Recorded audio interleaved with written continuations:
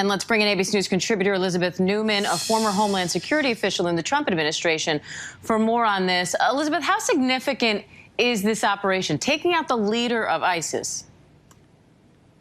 Well, Diane, certainly 2 years ago when we took out al-Baghdadi, that was extremely significant. The funny thing about Qurayshi is that there's just not that much known about him. In fact, in the early days when he was appointed supposedly as the leader of the caliphate, it was questionable whether he even existed. There were a lot of rumors that he was not real, that he was a made-up person. Clearly, that has proven not to be the case, as we now have evidence that he has been killed.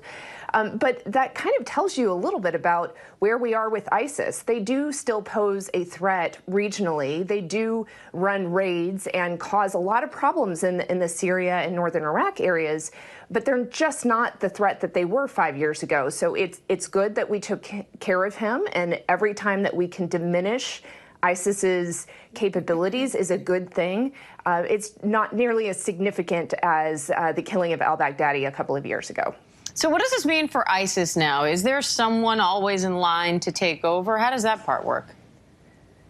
Usually there is. As we saw with al-Baghdadi, it appears that he actually handpicked Qurayshi to be his successor. So within a week of Baghdadi dying, the council came together and formally appointed Qurayshi as the new caliph.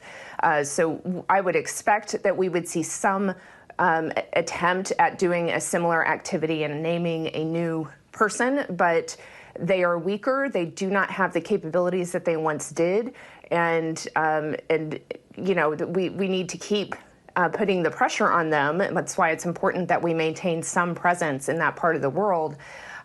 So they will continue to try to do what they are trying to do, wreak havoc in that part of the world. But I just don't see this as anything but a further example of their diminishing capabilities. How much concern does this raise in terms of potential retaliation?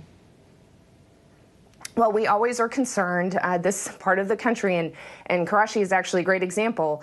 He was originally a part of he was an Iraqi officer under Saddam Hussein. Then he became a part of Al-Qaeda. Then he supposedly worked to help the U.S. government during parts of the fight in Iraq. And then he joined ISIS in 2014.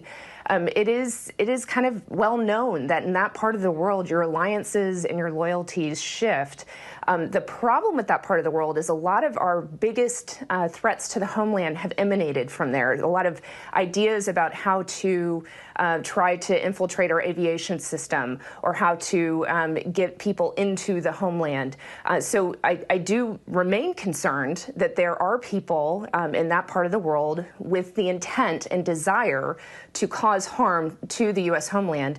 Thankfully, a lot of our defenses are so much stronger than they used to be, but we have to stay vigilant. And certainly after an attack like this, it does often create cause for certain individuals, especially those that might be here in the homeland already that are sympathetic to ISIS, not members of ISIS, but maybe sympathetic to the cause.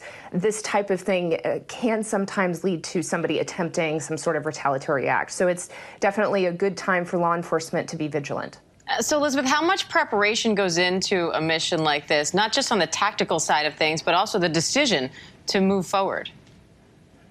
Oh, I mean, these men and women that are in the special forces are quite phenomenal at what they do. You may remember, and Martha referenced it before, the bin Laden raid, and they build up mock-ups of what they think they will be, what the interior of the building is that they will be having to go into. And what we saw in this raid, from what we have gathered so far, is they made a point to go in with not just do this through aerial attacks. They had boots on the ground to be able to make sure that they got him. That's really important because you don't want to have a false claim that he is dead and then he shows up again. That obviously defeats some of not only your intent to take him out, but it also it has a psychological impact on those who are siding with ISIS. So it's really important that when you say that he is dead, that he is in fact dead. So that's why they needed to put boots on the ground. So they do a ton of preparation and build up mock-ups of what the building might be like. I'm assuming, probably knew that there were going to be what we would consider civilians, though I would assume that's probably family members. So there's an argument to be made whether they are truly civilian. But, you know, it is sad. It is sad to hear that there were children and women that were killed. But the special forces are prepared for that. They know that that's probably what they are walking into. We know that these terrorists tend to take a lot of wives, tend to have a lot of children, and also use women and children to protect themselves. So there's not usually a lot of options. And doing it at night usually reduces the loss of life, protects our soldiers, but still very sad to see that we had women and children killed. All right, Elizabeth Newman, always great to have your analysis, Elizabeth. Thank you.